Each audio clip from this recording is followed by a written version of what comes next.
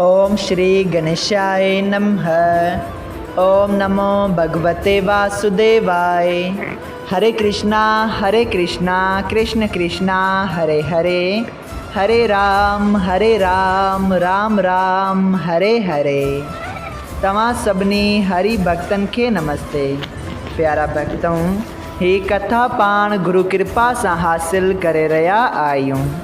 श्री गणपति सरस्वती जो दर ध्यान करिया थो मां भागवत महापुराण जो बयान, जैमें व्यासदेव ऐं श्री सुखदेव जी कयो आहे श्री कृष्ण लीला जो गुणगान। सबई चओ जय भागवतम महापुराण।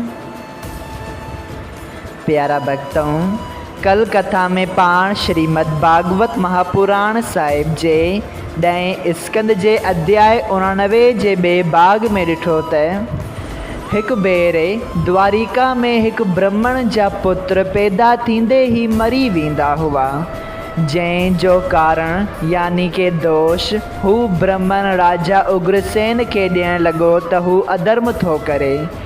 ऐं ॾाढे अजब जी ॻाल्हि इहा हुई त श्री कृष्ण भगवान ऐं बलदेव जी प्रद्युम्न ऐं ॿिया बि वॾा शूरवीर यदुवंशी उन ब्राह्मण जे मामले में दख़ल न थिए ॾिनो, यानी के उन जी मदद न थिए कई।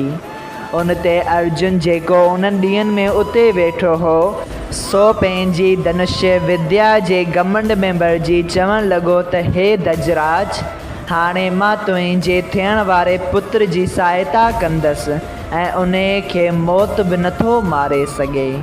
लेकिन उन जे बावजूद बि अर्जुन जॾहिं जाम पंहिंजी तरफ़ां जेका कुझु करे सघियो थे सो सभु कयो पंहिंजी विद्या जे बल ते, लेकिन तंहिं जे बावजूद बि ब्राह्मण जो पैदा थियल ॿियो ॿार बि मरी वियो।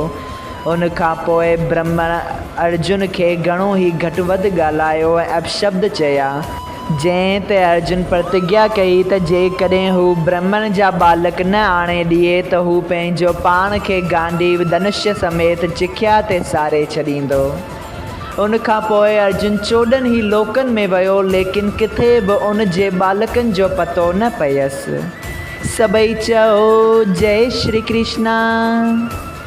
प्यारा भक्तों, अॼु पाण श्रीमद् भागवत महापुराण साहिब जे 10 स्कंद जे अध्याय 89 जो टियों भाग शुरू करे रहा आयूं।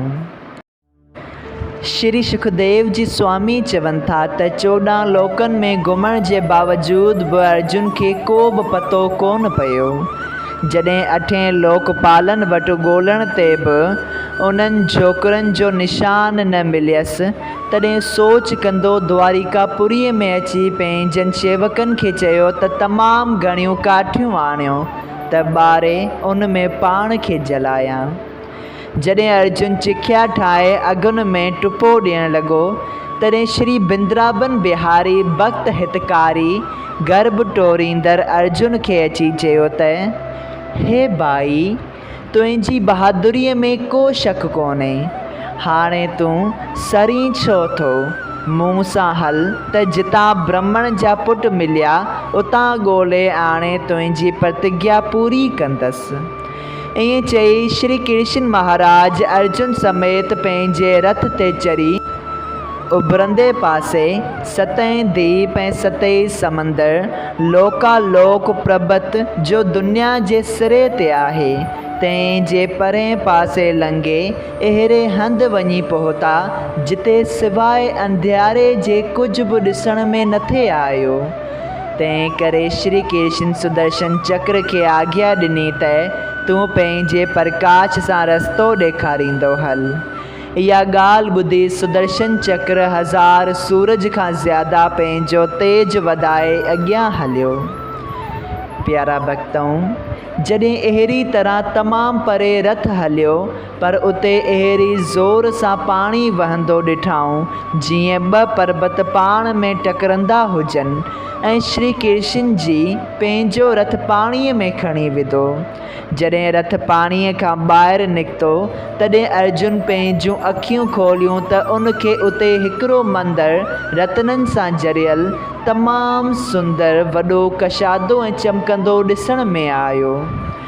जॾहिं ॿई रथ मां लही अंदरि विया तॾहिं उन महल में छा ॾिठाऊं त शीशनाग जी पंहिंजे कोमल बदन ते नीलांबर पहिरे 2000 कुंडल जराऊ धारण करे लेटियो पियो आहे ऐं सवाइ परमेश्वर जे नाले वठण जे 2000 ज़बाननि सां बि का बि ॻाल्हि नथो करे। ऐं शीशनाग जी छातीअ ते विष्णु भॻवान मोहिनी मूरत कंवल नयन अष्टभुजी रूप सां मुकुट ऐं कुंडल ऐं जराऊ अंग अंग ते पहिरे जरियो ऐं बैजंती माला ऐं कौस्तुभ मणि गले में विझी पीतांबर पहिरे अपरणु रेशमी ढके अहिड़ी सुंदरताईअ सां विराजे थो जो संदसि हर हिकु मों सुंदर अंग ते टिनी लोकनि जा जीव ॾिसंदे जेकर मोहिजी वञनि।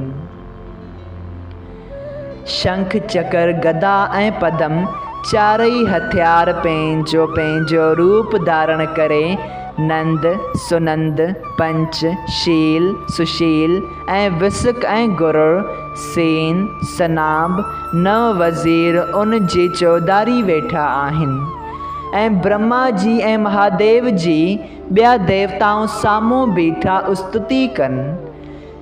प्यारा भक्तों, जॾहिं अर्जुन इहो चरित्र ॾिसी सभु अभिमान पंहिंजो विसारे छॾियो तॾहिं श्री कृष्ण अर्जुन समेत अष्टभुजी रूप जे साम्हूं वञी अहिड़ी तरह उनखे नमस्कार कयो जीअं को पंहिंजे पाछे खे दंडवत करे। प्यारा भक्तों, ते मथे मन मोहिंदड़ रूप श्री कृष्ण खे ॾिसंदे ई खिली चयो, तो 125 वरे मृत लोक में रही पृथ्वीअ जो भार लाथो आहे ऐं मुंहिंजी शक्तिअ सां अवतार वठी घणनि दैतनि ऐं अधर्मियुनि खे मारियो अथई ऐं ब्रह्मण ऐं देवताउनि ऐं हरि भक्तनि खे सुख ॾेई मूंखे बि ख़ुशि कयो अथई। पर हिननि ॾींहंनि में मुंहिंजे मन में तोखे ॾिसण लाइ ॾाढो चाउ थियो, तंहिं करे मूं ब्रह्मण जा पुट घुराए ऐं अर्जुन खे अभिमान जी ॻाल्हि कराई त उन जी प्रतिज्ञा रखण वास्ते तूं ज़रूरु हिते ईंदे। उहे सभई बालक हिते आहिनि जे बेशक वठी वञो। ईअं चई जॾहिं अष्टभुजी रूप श्री कृष्ण खे मोकल ॾिनी तॾहिं हू पाण नमस्कार करे ऐं ब्रह्मण जे पुटनि खे पाण सां वठी अर्जुन समेत द्वारिकापुरीअ में आयो। अर्जुन उहे सभु छोकिरा उन ब्रह्मण खे ॾेई पंहिंजी शर्मिंदगी मिटाई ऐं पंहिंजो मथो श्री कृष्ण जे चरणनि ते रखियो ऐं सम्झण लॻो त उन जी कृपा सां मूं महाभारत कयो हो, न त मूंखे कहिड़ी ताक़त हुई जो कर्ण ऐं भीष्म पितामह ऐं ॿियनि योद्धनि खे जीते सघां हा। प्यारा भक्तों, एतिरी कथा ॿुधाए श्री सुखदेव जी चयो, ही अध्याय जेको ध्यान सां ॿुधंदो ऐं पढ़ंदो ईश्वर उन जे पुटनि जो कल्याण कंदो। सभई चओ जय श्री कृष्णा। श्रीमद् भागवत महापुराण साहिब जे 10 स्कंद जो अध्याय 89 संपूर्ण थियो।